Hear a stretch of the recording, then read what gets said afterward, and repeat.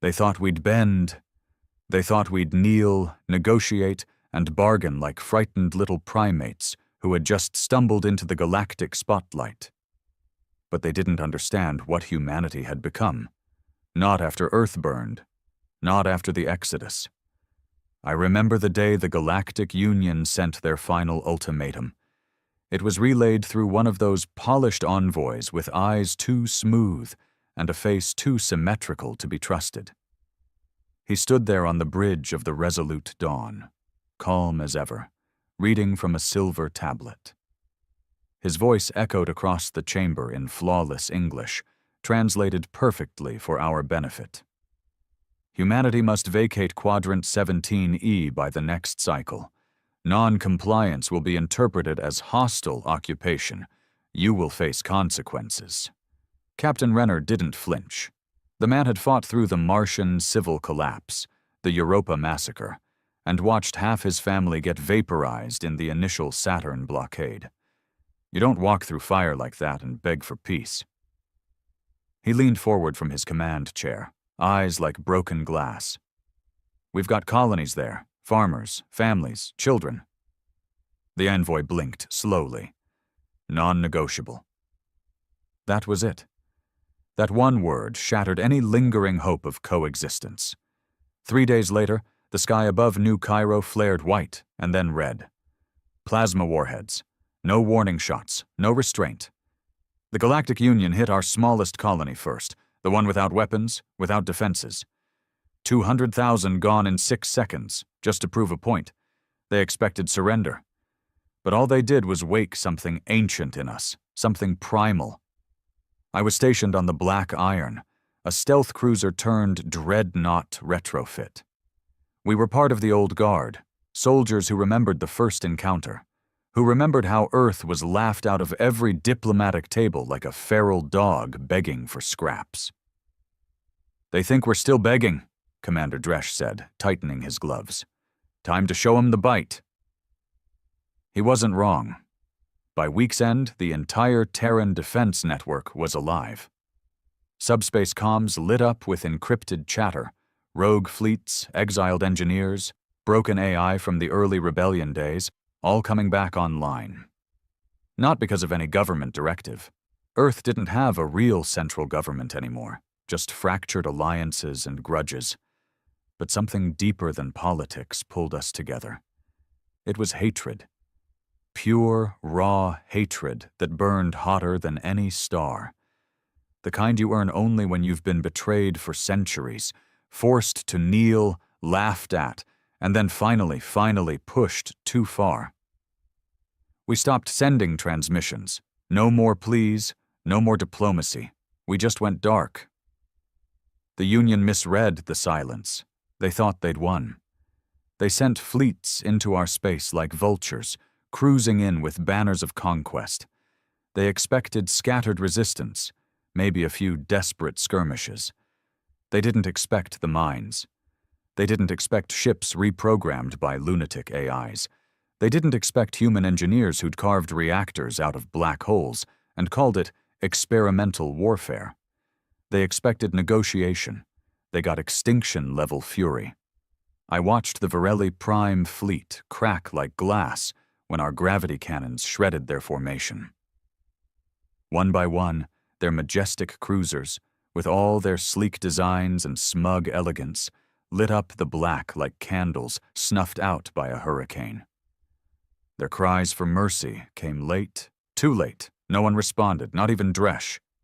Let them scream, he muttered. No one gave a damn when New Cairo screamed. We kept pushing, planet by planet, system by system, not to conquer, but to warn. Our message was simple. We are not part of your galaxy anymore. You made us your enemy. Live with that. But it didn't end there. Because then, it happened. Something we didn't create. Something older than the Union. Something that had been waiting in the dark corners of the universe, watching. It wasn't on our side. And it didn't care about peace. It cared about who deserved to survive, and somehow we were the ones it chose. We didn't summon it. Hell, we didn't even know it existed. At first we thought it was a weapon left behind by some extinct race, maybe one of those long-dead civilizations the Union liked to name their capital cities after. But this wasn't tech. It wasn't logical or scientific. It didn't follow rules. It arrived. No warning, no transmission, just arrival. The first report came from the outer rim, near the remnants of the Terran warfront. One of our scout ships, Sparrow's Cry, sent out a fragmented burst before going completely silent. The only words we got were, "We saw it. It saw us. We shouldn't."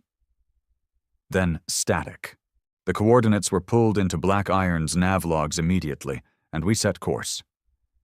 Commander Dresch was quiet the entire approach, and that alone made the crew nervous.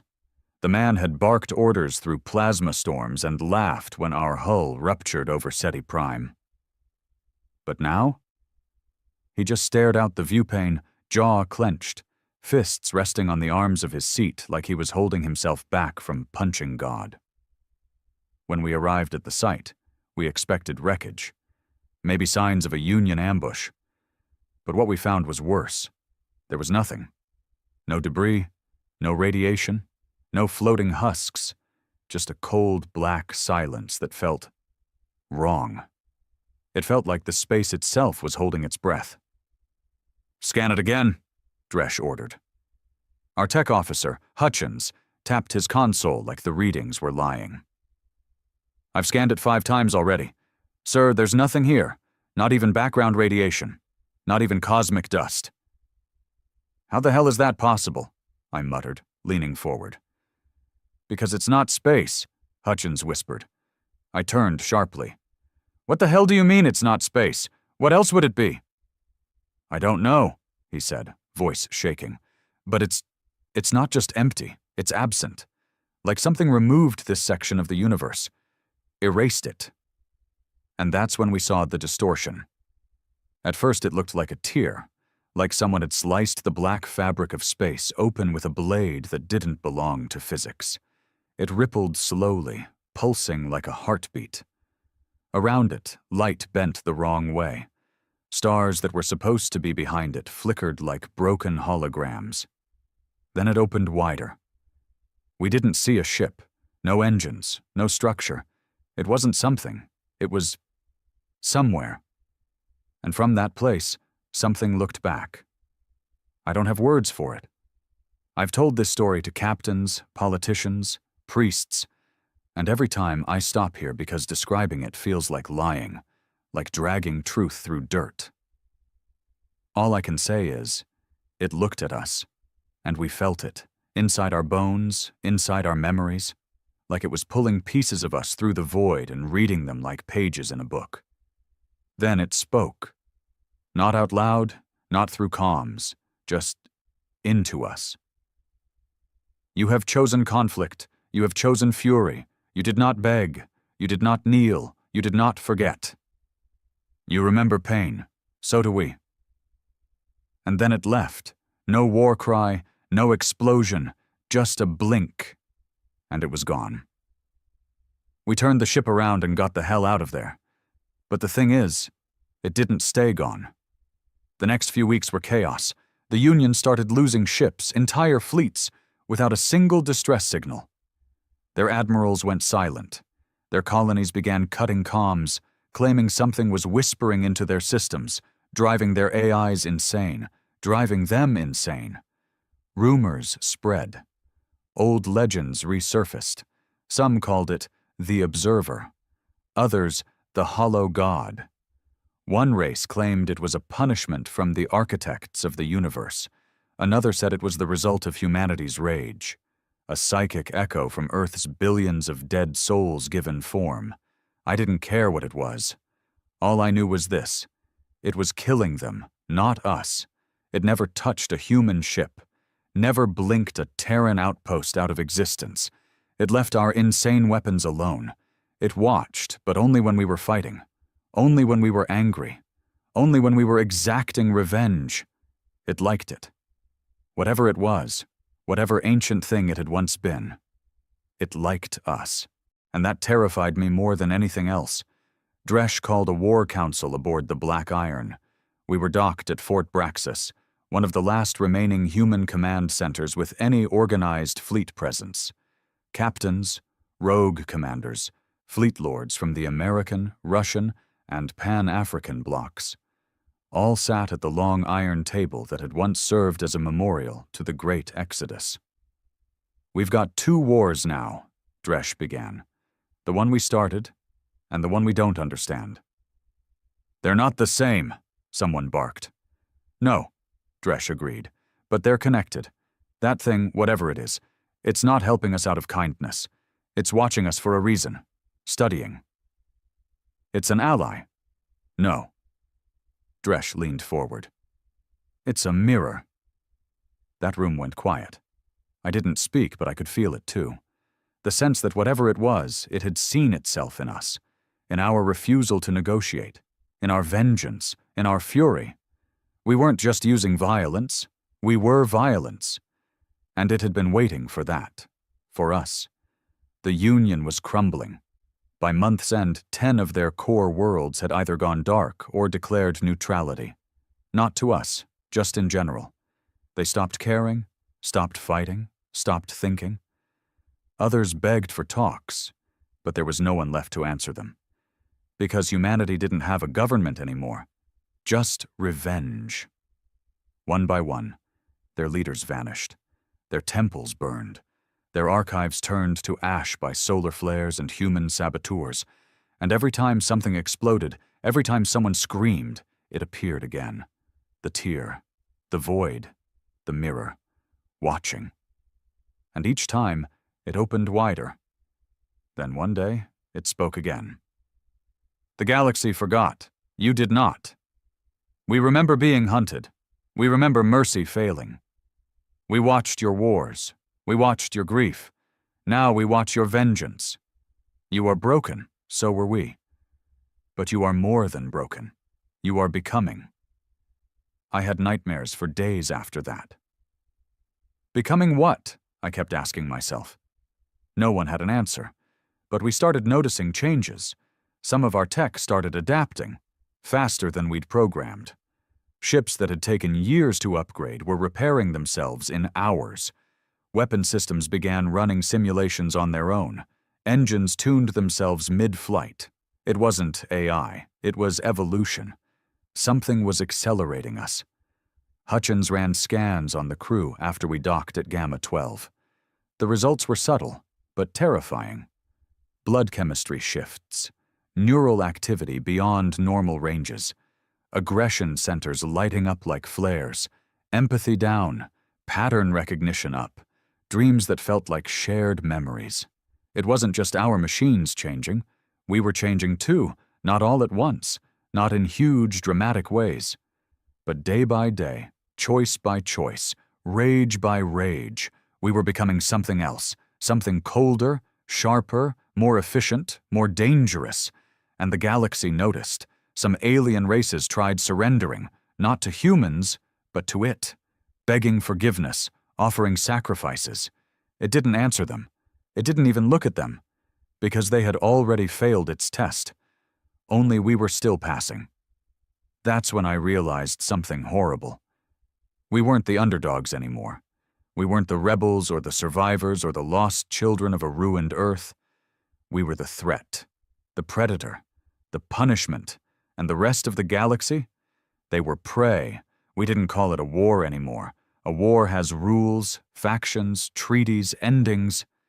This was an erasure. Entire star systems had gone silent. Not because of conquest, but because they'd chosen silence over begging. Most knew the Union wasn't in control anymore, that no diplomatic envoy, no plea for peace, no ancient cosmic law would protect them. So they stayed quiet, hoping that whatever was watching wouldn't notice them. But we noticed them. Humans had become something different. We weren't united under a banner or a belief system. We weren't fighting for Earth or justice or legacy. We were cleansing, not by command, not by doctrine, but by instinct. We were the fire now, the shadow at the edge of every star. Our fleet, once a mix of ex-military vessels, pirate ships, and refugee haulers, now looked like something bred in black holes. We didn't build ships anymore. We grew them. No one admitted it aloud, but some of our hulls pulsed. Like veins under skin, some weapons sang when they fired, not in our ears but in our minds. Hutchins ran another scan. Our DNA was still human, technically, but our neural patterns weren't. Too symmetrical, too focused, too quiet. I hadn't had a dream in 2 weeks. Neither had anyone on the Black Iron. No one complained. No one smiled either. We hit the Valari Arc next, a stretch of 6 populated systems orbiting a dying blue star. They'd been neutral during the last conflict. Scientists mostly, observers. The Union had always praised them as keepers of balance. Their message was short. We wished to discuss the new order. We didn't respond. Captain Dresch stood at the viewport as our fleet entered the Ark. His face was calm, focused. I used to think he was driven by vengeance, for New Cairo, for Earth, for the losses we all carried like open wounds. But by now I understood. Dresch wasn't angry anymore. He was fulfilled. Each step deeper into the Ark felt like stepping into a museum of dead ideals. Valari stations were pristine, beautiful, architecturally perfect, ivory towers floating in the vacuum of space, designed by civilizations who thought peace was permanent. We tore through them like wolves through silk, not because they resisted. They didn't. They submitted. They begged, opened their archives, lowered their shields, sent their leaders out in golden robes to plead for mercy. But mercy was a thing we'd left behind with Earth's atmosphere. We didn't burn them. We emptied them. Left every station intact. Not a window broken. But not a soul left breathing. The message was simple. Obedience isn't safety. Existence isn't guaranteed. You don't get to survive just because you surrender. You survive if we let you. And something was watching us the whole time. The tear, the void, the thing that never showed up twice the same way. Sometimes it appeared in the corners of our vision, like a ripple in time. Sometimes it whispered during briefings when no one else was speaking. Once, during a fleet-wide meditation exercise, something we'd all started doing without ever deciding to, everyone stopped breathing for exactly 30 seconds. Simultaneously, without panic, without instruction. And when we exhaled, the walls of the room felt closer. I stopped believing we were fighting a war. We weren't even asserting dominance. We were being refined, molded. This thing, whatever it was, didn't come to fight for us. It came to finish us, to carve us into the weapon we already wanted to be. Dresch called for another meeting. But this time, it wasn't on a battleship or fortress.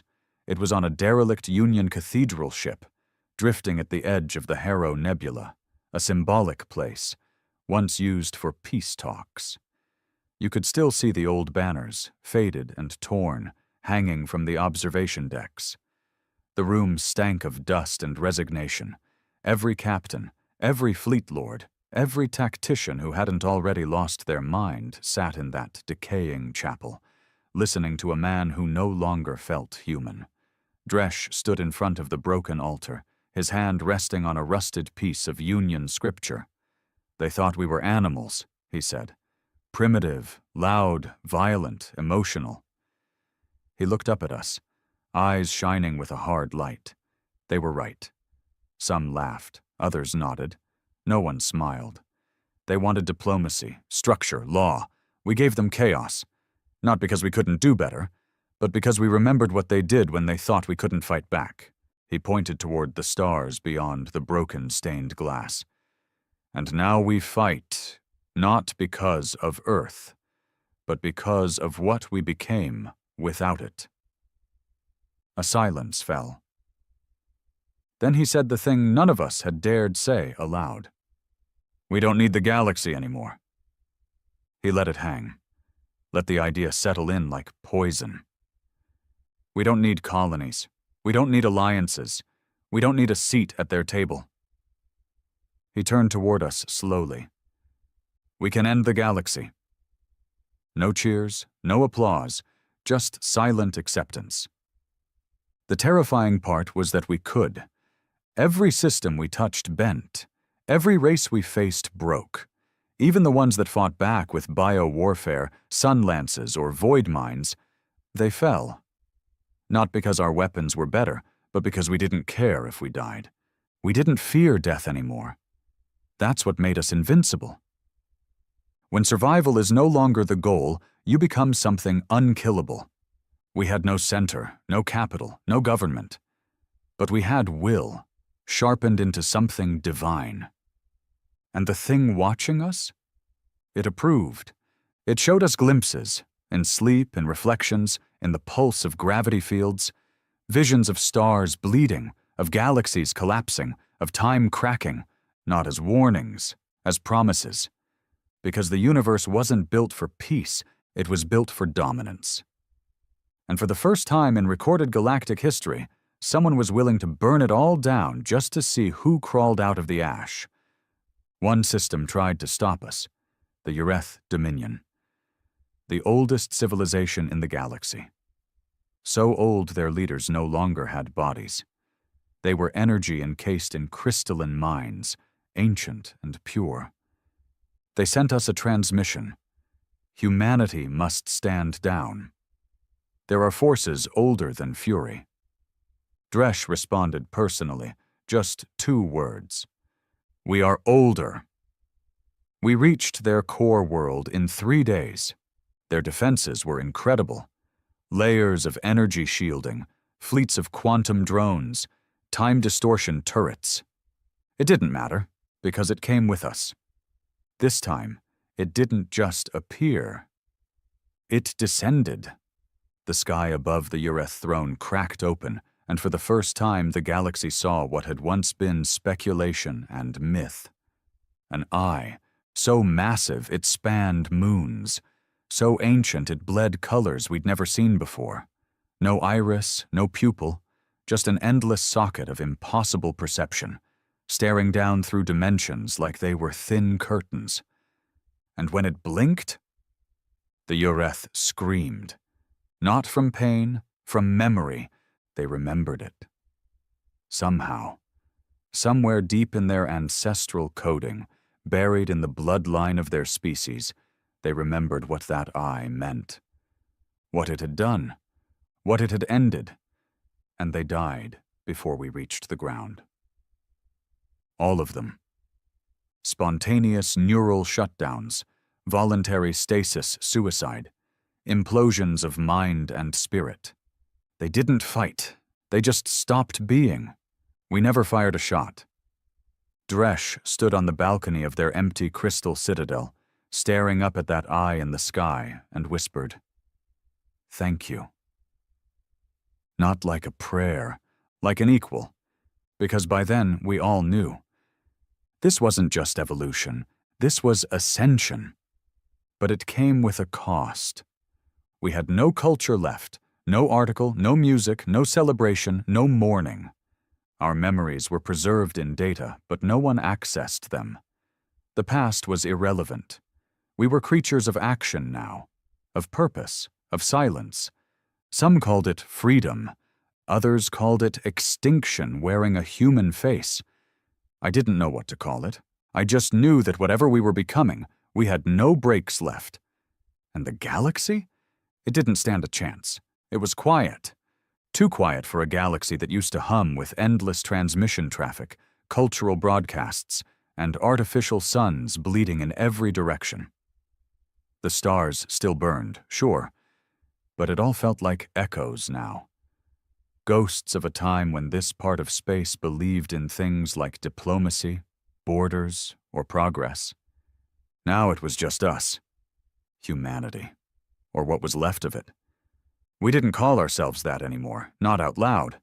The word human felt too small, too soft, like trying to carry a warhead in your hands and pretending it was a child.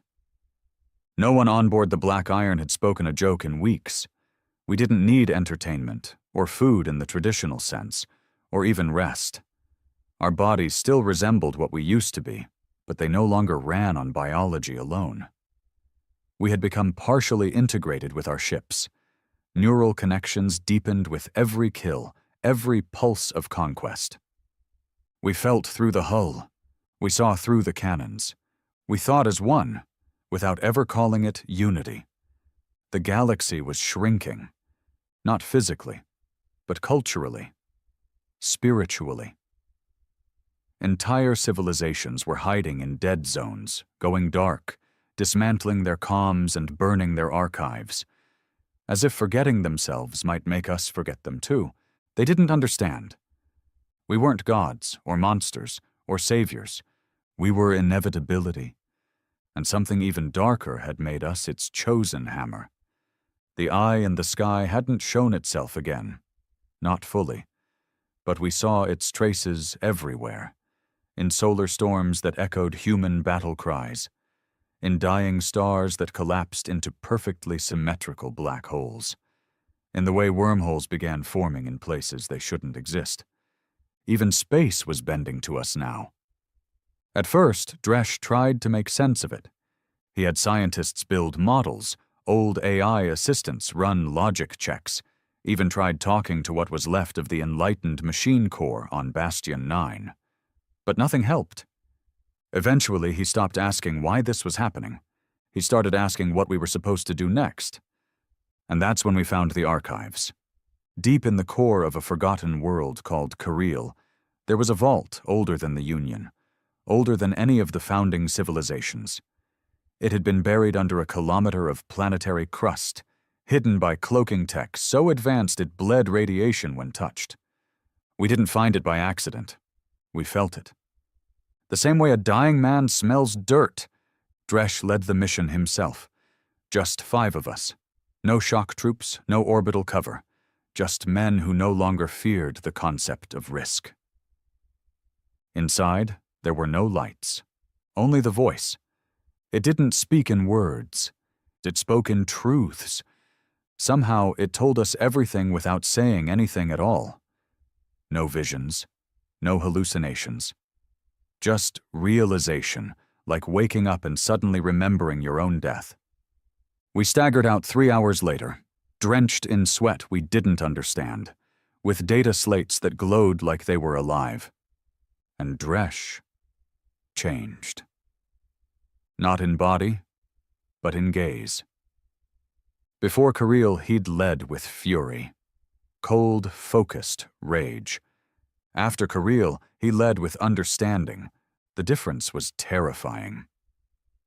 This isn't evolution, he told us, voice flat. It's inheritance. We were never supposed to negotiate with the galaxy.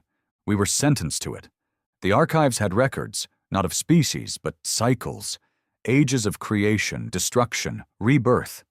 And every time, one species rose above the rest, refused compliance, and shattered the galactic consensus. They called it the catalyst strain. We weren't the first, but we were the last. Because unlike the others, we didn't fade. We adapted. The thing watching us? It wasn't a god or a weapon or a ghost. It was the echo of the first catalyst, the one that broke the laws of physics to keep fighting. It had become something more than form, more than flesh. And now it lived to find the next worthy inheritor, and we were it. Dresch uploaded what we found to every ship, every outpost, not to warn us, but to prepare us.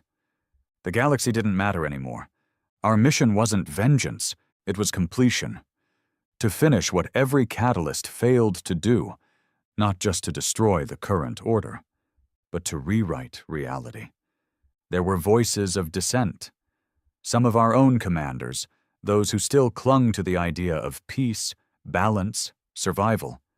They called for reason. Said we were becoming too much, that we were losing the soul of who we used to be. Dresch listened. Then he killed them. Not out of hate, out of necessity. You don't drag anchors through a black hole. They were burned in ceremonial silence, and their ships dissolved into molecular fog. It wasn't punishment, it was mercy. From then on, there were no disagreements, not because of fear, but because we all knew the next phase was coming. And it started with Asterion. It was the last true stronghold of galactic science and civilization, a ring world so massive it could harness the energy of 12 suns.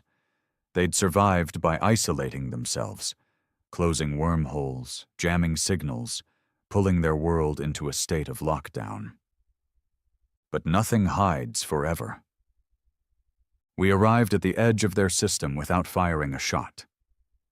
They hailed us once, begging for terms. We didn't answer. They hailed us again, offering surrender. We didn't answer. Third time, they offered themselves as vessels, hosts for whatever we had become. Still, we said nothing, because this wasn't negotiation. This was initiation. We waited, let them panic, let their systems destabilize under the pressure of our silence, and when their outer defense grid finally snapped, they opened their arms. They thought we would occupy them. Instead, Dresh ordered the ring severed. It took 3 strikes. Precision cuts, made by cannons that didn't fire energy or metal, but absence. We tore a 200-kilometer gap through their habitat and watched half their population vent into the void. The rest begged for assimilation. And we allowed it. Not because they were useful, but because the next step needed minds. It was no longer about territory, no longer about dominance. We were building something, a shape, a structure. Across the stars, bits of geometry began aligning, wormholes forming in mirrored positions, gravity wells linking into complex fractals, dead suns being resurrected as pulse engines. We didn't build it with blueprints. We knew it. It was inside us, written into our blood after Kirill. A map of what comes after a galaxy, of what humanity becomes when it stops asking for its place and takes it. We called it the Spire Beyond, not a place, a state, a transformation. The final step in the inheritance, the last station before the eye would close and we would be alone. Beyond war, beyond flesh, beyond stars. Pure will. And for the first time since Earth burned, I was afraid. Because if we succeeded, there'd be no one left to stop us. And if we failed, there'd be no galaxy left to remember us. The Spire wasn't a place you could chart. You didn't travel to it, you became it. The last systems that survived our silence began reporting anomalies, gravitational knots unraveling, stars turning into equations mid-burn, space folding without a source. Not destruction, not even decay, just redefinition. The universe was adjusting to our shape. It was like we had forced reality itself to make room.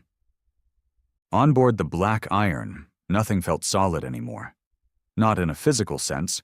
We still walked, breathed, spoke, but time bent around us. We'd speak for minutes and realize hours had passed.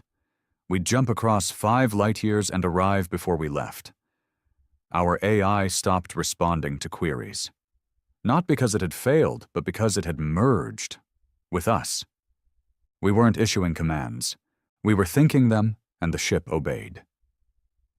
Hutchins stopped logging data entirely. "What's the point?" he told me once, his voice hollow. "Nothing we're recording will mean anything in the next hour. It's like writing math on fire." I didn't argue. I couldn't remember the last time anything made sense in the old way. What we used to call logic now just felt like legacy software, outdated thinking. Out there, the last fragments of the Union tried their final gambit. They rallied 12 fleets, the best they had left. A suicidal strike meant to disrupt the node formations around the Spire's growing center, disrupt our ascension, as if it was a tower they could knock over. They called it the Hope Offensive. We never even saw them.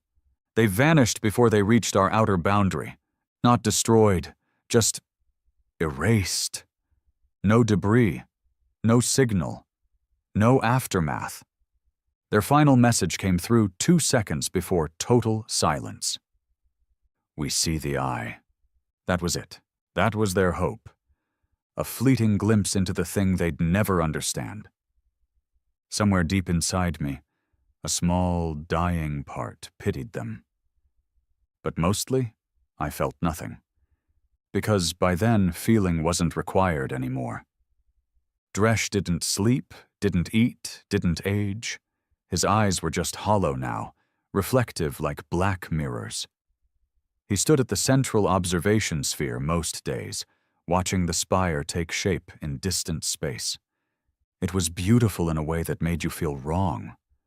A twisting, multi-dimensional spiral of light, gravity, and memory. Every part of it made sense, and yet broke understanding.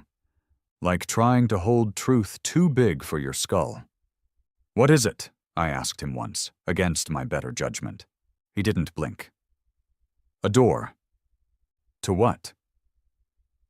He turned to me, and for the first time in months, I saw something like emotion in his face. "Everything we were before. Everything we could have been. Everything that failed." Then, softer, and the reason why it had to fail. He didn't say more. He didn't need to. Because I was starting to hear the whispers, too. Not voices, not commands, but knowledge. Unfiltered, terrifying clarity. Not injected or uploaded, just awakened. I remembered things I never lived. Wars that hadn't happened yet. Civilizations that died before humans were born. Shapes in the void that screamed time when they moved. And I began to understand what Dresh meant. The spire wasn't built to lift us into power. It was built to end our dependency on everything we used to be. To overwrite the programming of a species too addicted to pain and survival. We weren't ascending.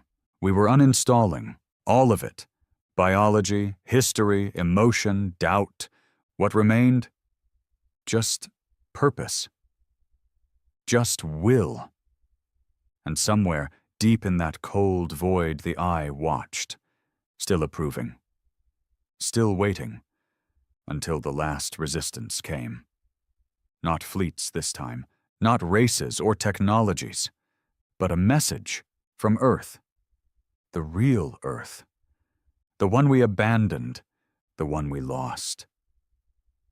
A garbled transmission broadcast across old Terran subspace channels, obsolete, dusty frequencies no one had touched in decades. Some engineer, some forgotten generation, had kept a beacon running under the ice. The signal was barely coherent, filled with static and age, but one word repeated over and over again. Remember. Just that. Again and again. Remember. The word echoed in my skull longer than I liked. Because I had forgotten. I didn't know what my mother's voice sounded like. I couldn't recall the taste of rain or the smell of rusted metal after a storm. I couldn't remember the warmth of failure or the ache of hope. Everything human in me had been filed down into weaponry. But that word, remember, it cracked something. Not because of what it meant, because of what it asked. What if we didn't? What if forgetting was part of the design? What if this I, this entity, didn't want us to transcend, but to erase? Not evolve beyond pain, but delete it entirely? Dresh heard the signal too. We all did. He turned it off. "No attachments," he said. I stared at him. Even Earth? Especially Earth. That was when I knew he was gone. Not insane, not corrupted, just hollowed out, so focused on the next phase that the foundation didn't matter anymore. I wanted to scream. But my mouth wouldn't move. We weren't slaves. We were just obsolete, replaced by something too perfect to disobey.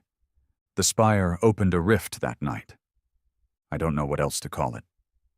A rift, a black scar that stretched across a light year of space, but instead of darkness, it revealed colors, shapes, things that didn't belong in our physics, things that pulsed like thought. We were ordered to enter, every ship, every mind, to align ourselves with the final sequence.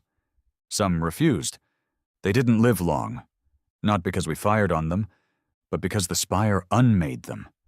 One by one, their ships unraveled, not with the heat or force, but with indifference, like they had never existed in the first place. I watched one captain cry as his ship's bridge dissolved under his feet. I just wanted my daughter to see the stars. Then silence, no wreckage, just void. And we moved on. We entered the spire. And the eye blinked for the last time. Crossing into the spire felt like falling through thought. Not space, not time. Thought, raw, unfiltered, directionless. There were no coordinates, no physics, no engines. We didn't fly through it. We became part of it, and it became part of us. There was no ship anymore. No black iron, no metal beneath my boots, no breath in my lungs, just awareness. Cold, expansive, absolute. And silence, not the silence of vacuum. A deeper silence.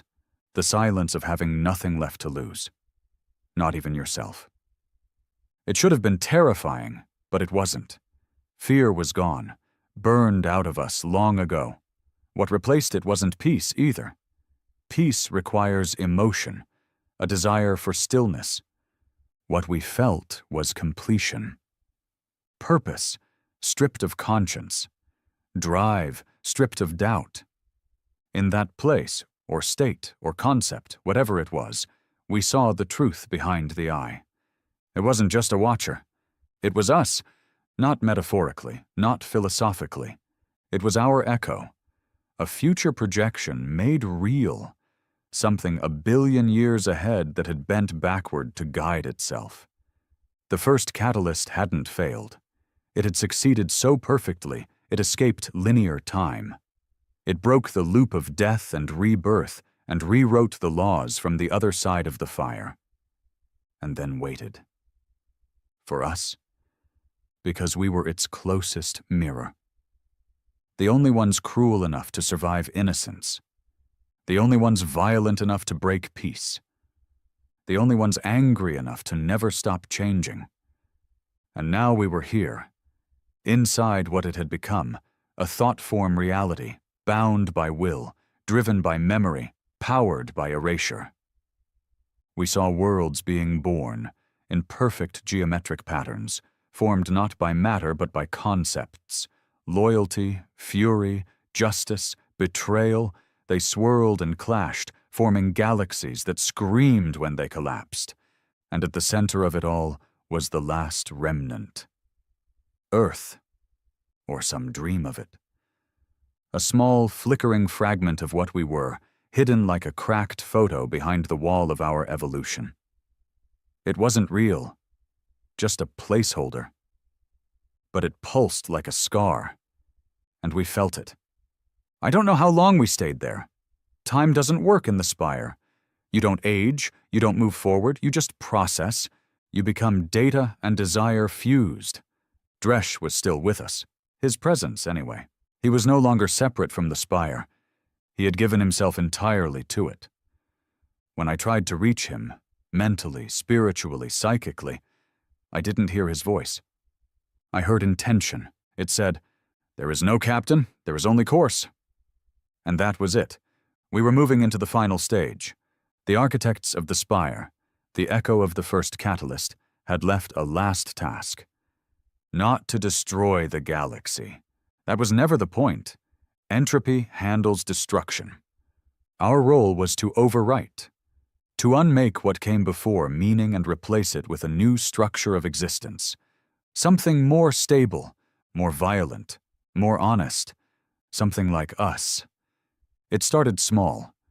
Words died first, not just languages, entire concepts. Diplomacy ceased to exist. Memory no longer carried pain. Forgiveness evaporated. Even the word enemy meant nothing because there was no opposite to us anymore. Only United States, only the strain. I forgot my name. Not because of trauma or loss. Because it was irrelevant. There were no roles left. No officers, no soldiers, no engineers. We were singular, one will, one I, one becoming. But something held me back. One thread. One thought that kept trying to survive in me like a dying firefly. It wasn't rebellion. It wasn't resistance. It was remembrance. The word from the Terran broadcast still echoed somewhere deep in the abyss of my awareness. Remember. I couldn't, but I knew what it felt like to remember. And that was worse. It was like a splinter under your skin that doesn't hurt, just reminds you that you're still skin. Still vulnerable. In the heart of the spire, I was shown the last vision. A corridor made of light and smoke, stretching endlessly across non-space. At the end of it, a chamber. Not physical, but real in the same way regret is real. Inside it was a mirror. And in the mirror? Me. As I had been. Not the weapon I had become, not the reflection of the eye, just me. A man in a black uniform, scuffed boots, short-cropped hair, tired eyes, no scars, no enhancements, just weight in his chest and dirt on his hands, and he looked at me like I was the monster. I don't know if I screamed. I don't think I could. But I remembered. Not everything. Not names or dates, just the shape of pain. The weight of being human. The curse of memory and mercy. And in that moment, I did something unforgivable. I hesitated. The spire felt it. The eye turned its gaze inward. Something shifted. The symmetry cracked, not much. Just a fracture, a question, an anomaly, and I knew, even without words, what I had done. I had poisoned the system, just by remembering. Dresh's presence returned, strong, focused, cold. He wasn't angry. Anger had been left behind 3 layers ago. But he focused on me, and through the network of shared thought, I felt the judgment pass. Deviation. Remnant trace. Cleanse. I braced for erasure, but it didn't come. Not immediately. Instead, I was isolated, cut from the collective, cast into a shard of non-time where I could exist, but not belong. I was the first virus, the first corrupted fragment, and they feared what I had seen. Not because it threatened the mission, because it proved the mission had a beginning, and anything with a beginning can have an end. It was hard to know how long I was alone. Time didn't tick in that place. It didn't pass. It curled. It looped. Sometimes it reversed on itself. Sometimes it stretched like a nerve under heat. But it never moved forward. And neither did I. They had sealed me in a memory chamber, though chamber was too small a word. It was an entire space folded around a thought. The thought of disobedience. A pocket of near reality where I was still permitted to exist, not as punishment, but as observation. They wanted to see if corruption spread, if the echo of Earth's final signal could contaminate a soul built to forget. At first, I felt nothing but clarity. I was still me, or at least what was left. My awareness wasn't gone, just distanced. The connection to the collective was cut, but I still felt its pulse like thunder through distant steel. They hadn't erased me. They were watching me. That made me more dangerous than any weapon I'd ever carried. I think that's what began to bring it back. The guilt, the weight. You never feel the burden of your actions when you're marching shoulder to shoulder with others who believe exactly what you believe, kill exactly how you kill, and call it justice with the same dead voice. But when it's just you, when it's quiet, the screams get louder. Not literal ones, not voices, just presence. Those you erased, those you watched burn, those you ignored as they begged. The Valari mothers, the Yirith children, the soldiers of the Hope offensive. They didn't hate me. They looked through me like I wasn't worthy of guilt. And maybe I wasn't, because guilt is for the living. I wasn't sure I was that anymore. But one memory pierced through. Not a battle, not a scream, a face. His face. Dresh. Not the version he'd become. Not the collective consciousness captain of a post-human species. But the man I knew. The one who'd lost 2 sons to starvation in the Europa riots. The one who used to sneak ration packs into the underdecks for the non-military passengers when nobody was looking. The man who gave a damn before he gave it all up. And I remembered the last time he bled. It was a shrapnel wound. Minor. During the orbital defense skirmish above Gamma 5. He didn't flinch, didn't even report it. But I saw him touch the blood with 2 fingers, look at it and whisper, "Still red. Still real." That moment came back now, uninvited, unwanted. But it brought others with it, the weight of a rifle in my hands. The first time I held a child whose lungs had collapsed from union gas. The sound of old Earth rain on a steel rooftop during deployment rotation. Smells, textures, cold nights. All of it swarmed me like an infection I'd once burned out of myself. And the chamber responded. The reality around me began to ripple. Not from rage or power, but from conflict. The system wasn't designed to hold contradiction.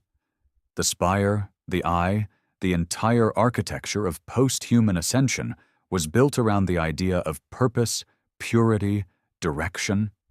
There was no room for regret. And now I regretted everything. Not because it was wrong, but because it could have been different. That was the most dangerous thought of all. The spire felt it. The eye turned toward me again, not in judgment this time, in curiosity.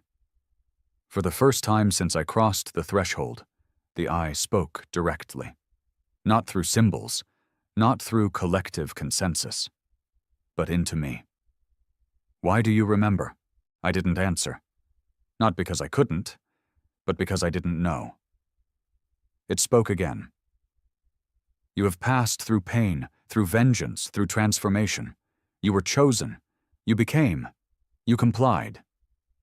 A pause. "Why do you remember?" I laughed.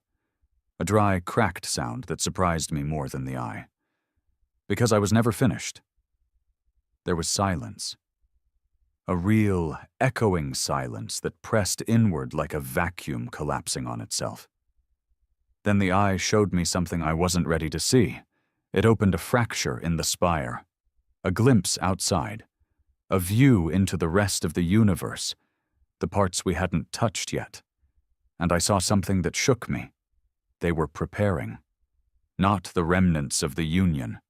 Not cowards or diplomats or broken races. Something new. Something wild. Hybrid fleets. Fractured AI cultures repurposed as hive minds. Biological anomalies engineered to survive spire manipulation. Entire planets turned into decentralized resistance cores. And at the heart of it all, a voice, broadcasting one word in every direction, over and over. Remember. It had spread.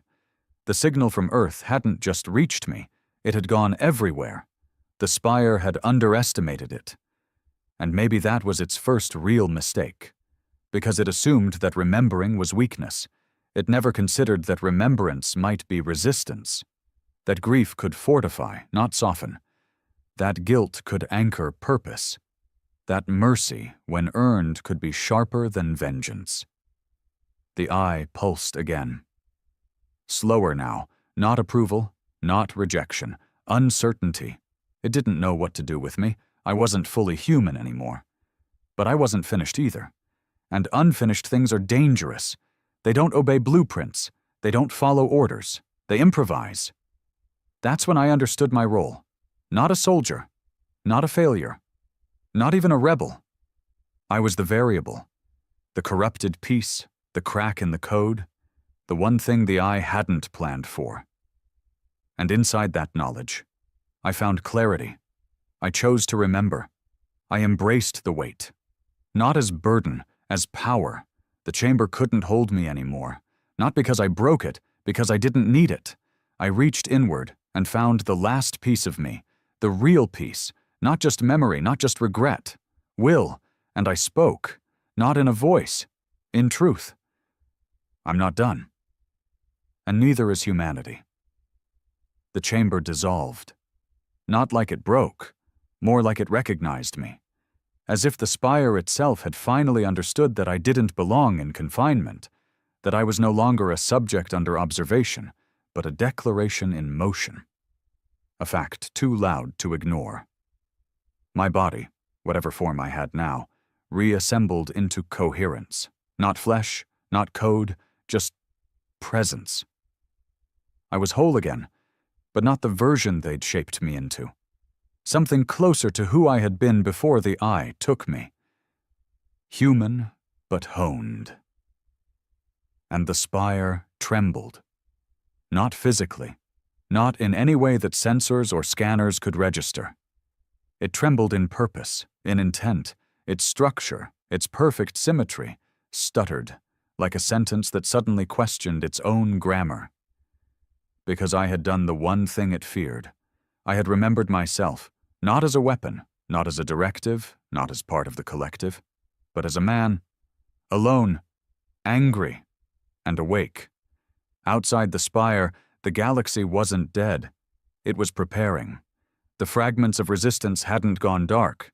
They'd gone deep. They weren't trying to beat us in battle. They were trying to outlive us, to become a disease in the code, the same way I had. They weren't fighting us with ships. They were fighting with meaning, and they'd started winning. Small things. Spire control nodes blinking out for no reason. Ships malfunctioning, not from sabotage, from hesitation. Even the eye had slowed.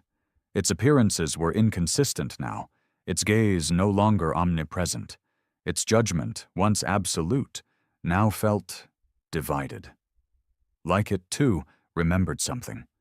Some part of its origin buried beneath 1 trillion years of perfection. And I realized something. The eye envied me. Because I still had a choice, I still had a soul. Dresh appeared before me, or what was left of him. Not in his post-human form, and not the version I remembered with blood on his uniform.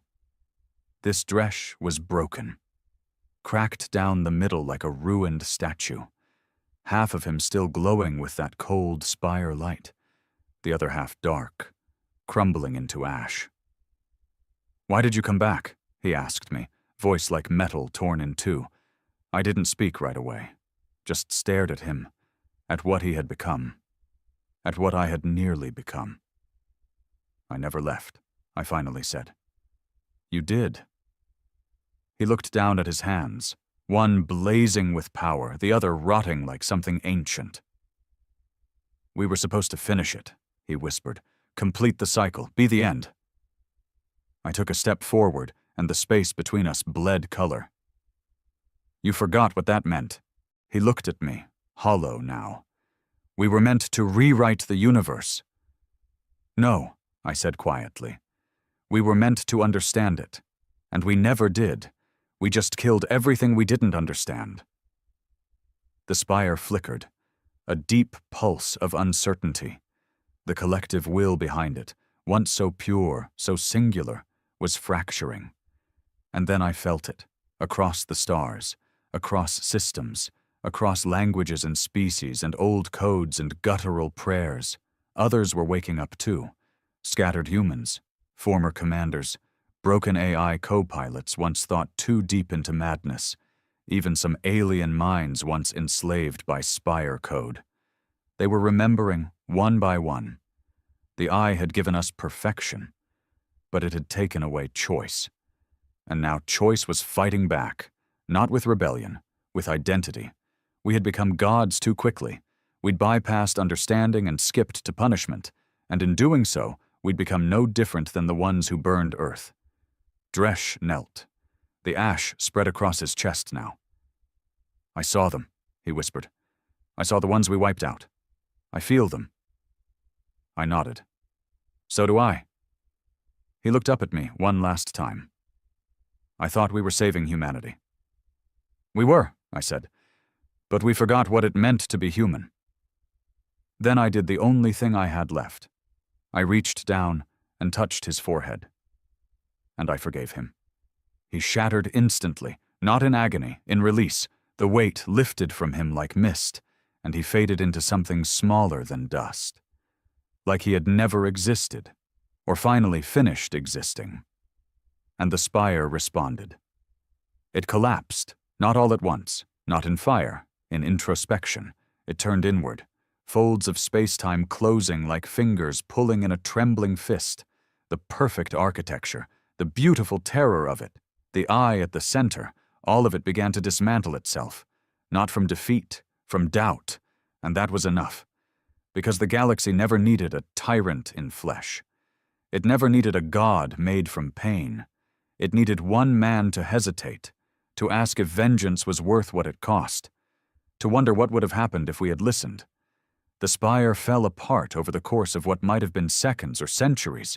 No clocks work when reality breaks its spine, and I floated in its remnants, alone, but not hollow, full again, of the old things, memory, guilt, warmth, loss, the human curse, the human gift.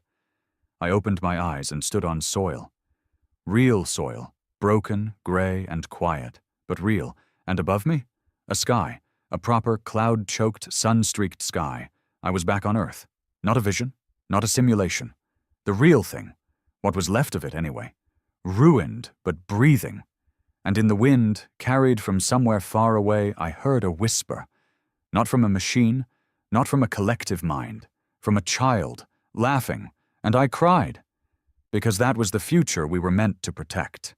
Not the spire, not the silence, not the eye, but the choice to feel everything, even the things that hurt, especially the things that hurt.